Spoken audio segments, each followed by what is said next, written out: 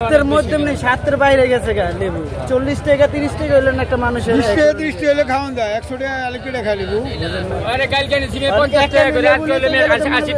এক কালি লেবু যদি আমি ১০০ টাকা দেয় আর বাজার করবো কি দিয়ে বাজার করবো কি ৫০০ টাকা কামে করে ৫০০ হইছে ওই যে এজি গাইলে ৭০ টাকা ১০০ টাকা। আপনারা কি লেবু কিনেছেন? লেবু কিনি নাই কিনতেই আসছিলাম, লেবু কিনবো কেমনে? একটা যদি লেবু কিনি একালি ১০০ টাকা আর বাদ বাকি বাজার করবো কেমনে? তাইলে কিনবার ফাইনাল লেবু কেমনে কিনবো? আমি তো দূরের কথা, আমার বাপ দাদা ১৪ গোষ্ঠীতেও দেখে না যে লেবু ১২০ টাকা আলি। আমার বাপ দাদা ১৪ গোষ্ঠীতেও দেখে না এই পর্যন্ত যে এইভাবে এই যে দেখেন একটু সস্তার ভিতরে আছে কাঁচামরিচটা, তাছাড়া সব জিনিস সিন্ডিকেটে ভরা হয়ে গেছে। এই শসা ১২০ টাকা, লেবুর আলি ১২০ টাকা, তরমুজ কিনতে যান ৭০ টাকা কেজি।